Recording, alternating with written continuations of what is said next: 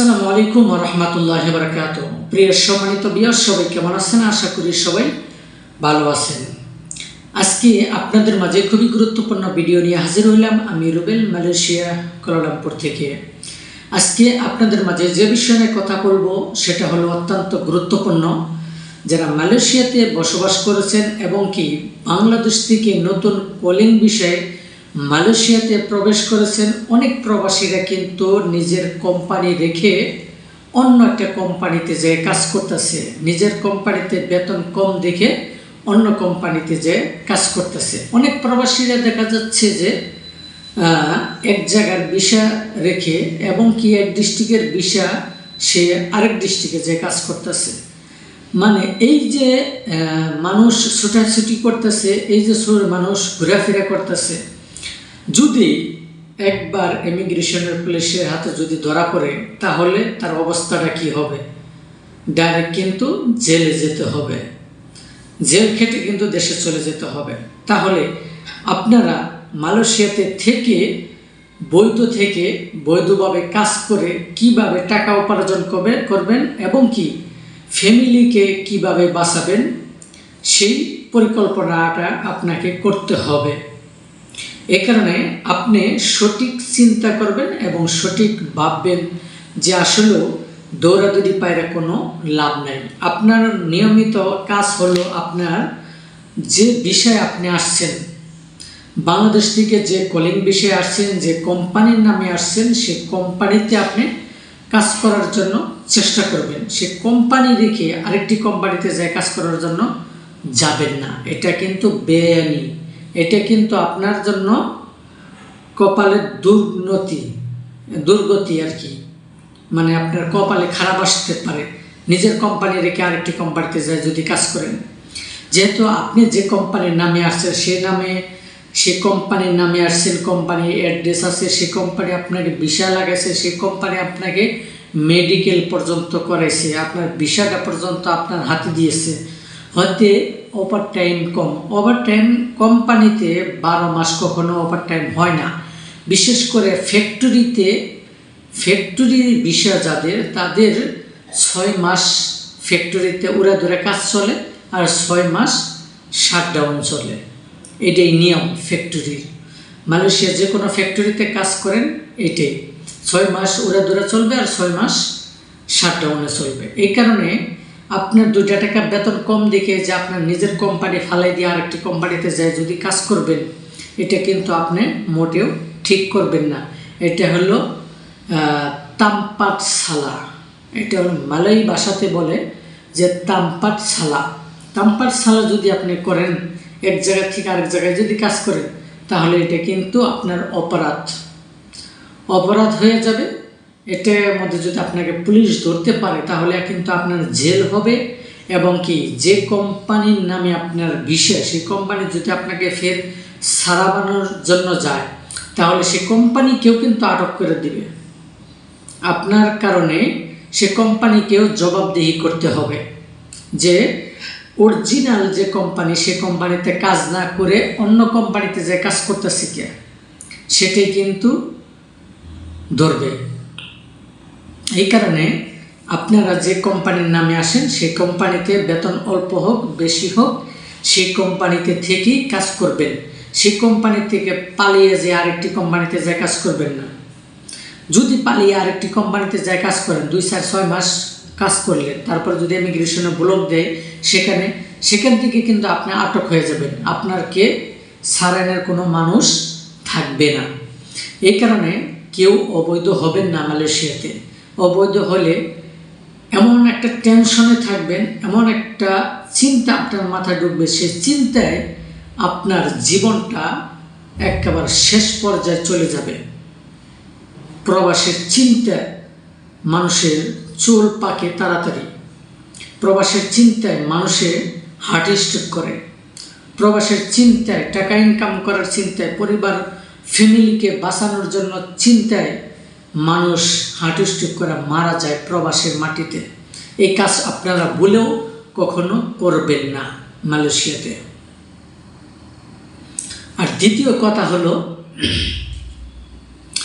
আপনারা এজেন্টের নামে ভিসা করেছেন, মালয়েশিয়াতে কুয়ালালামপুরে আপনার ভিসার অ্যাড্রেস, কোম্পানি আপনার মালয়েশিয়া, এজেন্সির অফিস মালয়েশিয়া কুয়ালালামপুরের ভিতরে। আপনি যদি এখন জোহর বারোতে যান, সেখানে যায় যদি কাজ করেন তাহলে কিন্তু আপনার অপরাধ হবে। সেখানে যদি পুলিশে ধরতে পারে তাহলে কিন্তু আপনাকে জেল জরিমানা দুটোটাই করবে। এই কারণে আপনারা সহজে কোনো সময় নিজের কোম্পানি ছেড়ে অন্য কোনো কোম্পানিতে যেয়ে কাজ করবেন না। যেহেতু মালয়েশিয়াতে চতুর্দিকে অপরাধী চলছে এবং কি অবৈধ প্রবাসীকে আটক করছে এবং কি বৈধ প্রবাসীকেও আটক করেছে। যেহেতু যে কোম্পানি চেঞ্জ করে আরেকটি কোম্পানিতে যে কাজ করতেছে, তাদের ভিসা আছে, পাসপোর্ট আছে, তারপরেও ভিসা থাকার সত্ত্বেও তাদেরকে জেল খাটতে হয়। কেননা আপনার ভিসা এক ডিস্ট্রিক্টে কাজ করতেছেন আরেক ডিস্ট্রিক্টে, এটাই কিন্তু আপনার সালা, এটাই কিন্তু আপনার সমস্যা। এই জিনিসটা কখনোই করা যাবে না। আপনি এজেন্টের মারফতে আছেন, এজেন্টের মারফতে কাজ করবেন। আর যদি অন্য জায়গায় যদি কাজ করেন তাহলে এজেন্টের কাছ থেকে সুরত নিয়ে অন্য জায়গায় কাজ করবেন, কিন্তু এজেন্টের কাছে সুরত নিতে হবে। সুরত না নিয়ে যদি আপনি কাজ করেন তাহলে কিন্তু আপনাকে আটক করে ধরে নিয়ে যাবে। আপনার বসে যদি না ছাড়ায় তাহলে কিন্তু আপনার সারা জীবন কিন্তু জেলে করে মরতে হবে। দেখা যাচ্ছে যে 3 মাস জেল হলো, তারপর আপনাকে কেউ ভিসার টিকিট কেটে দিল না, জেল শেষ হয়ে গেছে, আপনাকে কিন্তু মালয়েশিয়াতে ছাড়বে না। আপনাকে নিজের টাকা দিয়ে টিকিট কেটে নিজেই আপনাকে বাংলাদেশে চলে যেতে হবে। আর আপনার যদি কোনো আত্মীয় স্বজন থাকে তাহলে যদি টিকিট কেটে দেয় তাহলে কিন্তু আপনি যেতে পারবেন। এই কারণে কোনো ঝামেলার দিকে আপনার যাওয়ার দরকার নাই। মালয়েশিয়াতে যে কোম্পানির নামে আসছেন সেই কোম্পানিতে অল্প টাকা বেতন হলেও সেই কোম্পানিতে কাজ করার জন্য চেষ্টা করবেন। মালয়েশিয়াতে কেউ অবৈধ হওয়ার জন্য চেষ্টা করবেন না। মালয়েশিয়াতে অবৈধ হলে কিন্তু আপনার মহা বিপদ আসবে। যেহেতু মালয়েশিয়াতে এখন চতুর্দিকে অপরাধী চলছে, মালয়েশিয়াতে এখন যারা অবৈধ এবং বৈধ এবং কি সালা তাম্পাক মানে জায়গা চেঞ্জ করে এক ডিস্ট্রিক্টের বিশাল ডিস্ট্রিক্টে যে কাজ করলে সেটাই কিন্তু তারা ইমিগ্রেশনে চেক করে দেখে যে এক জায়গার বিষয় নিয়ে আরেক জায়গায় তারা কাজ করলে ইমিগ্রেশন পুলিশ ধরতে পারলে তাকে কিন্তু জেল জরিমানা দুটোটাই করবে। এই কারণে আপনারা সবাই একটু সচেতন থাকবেন। কেউ মালয়েশিয়াতে অবৈধ হওয়ার জন্য চেষ্টা করবেন না, সবাই বৈধ থাকার জন্যই চেষ্টা করবেন মালয়েশিয়াতে।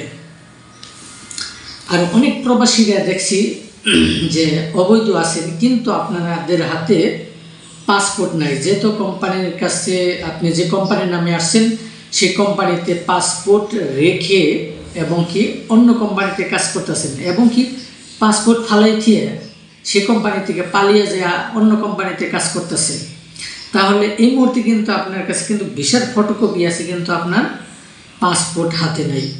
তাহলে এই মুহূর্তে কিন্তু আপনাকে অবশ্যই একটা পাসপোর্ট বানাইতে হবে। পাসপোর্ট যদি না থাকে তাহলে কিন্তু আপনার মালয়েশিয়াতে সমস্যার কিন্তু শেষ নেই। মালয়েশিয়াতে প্রবাসীর মাটিতে একজন মানুষের গুরুত্বপূর্ণ জিনিস কি?